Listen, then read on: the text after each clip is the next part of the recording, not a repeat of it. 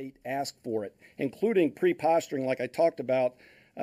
We think that based off the sustained, as we look at further planning, based off the duration of the response and recovery from this event, General Engel, under his own authority, is posturing up to 20 to 30,000 additional soldiers and airmen that could be used if Texas asked for them. Can I follow up? Just one last question. Yes, ma'am.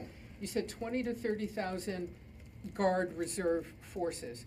I'm specifically referencing National Guard, but if there's shortfalls on there, then they could be sourced with federal forces or Title X forces. Well, that's exactly what I want to ask you. He's identified that he might need 20 to 30,000 National Guard forces over time for response and recovery. What are you identifying in terms of active duty U.S. military involvement? What do you think the top number may be on active duty involvement? I know U.S. Northern Command is looking at, without going into the details, they have categories that they look at. They have prepared, they put all the forces that are readily available for the response and recovery in a prepared to deploy order. So all those Category 2 and Category 3 forces and their planning efforts have been put on a prepared to deploy order so that those units have been pre-identified and are ready to go. And then when Texas asks for them, they would be included in the overall Department of Defense response. And how many ballpark is that? Ma'am, I don't know that number off the top of my head. I know that they're postured to go to 2,000 over the next 24 to 48 hours.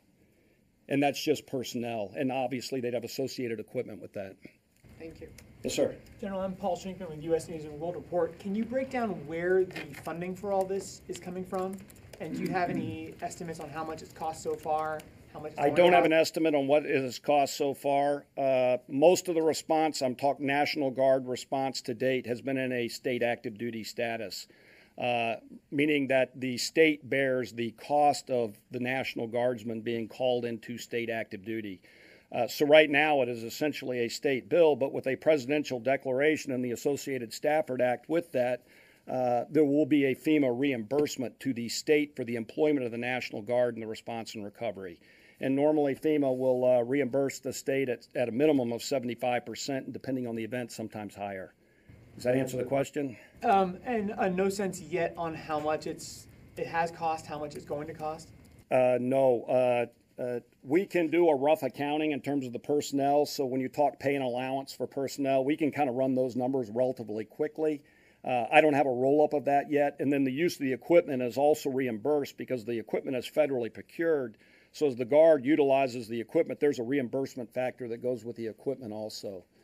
And then separately, there have been some reports about how crowded the airspace has become, just given all of these search and rescue aircraft that are currently there and many more that may come. Can you talk about some of the effort that's been underway to prevent that from? Absolutely. There has to be an airspace control order, something that gives some type of, and especially as the weather clears over the next 24 to 48 hours, the potential for rotary wing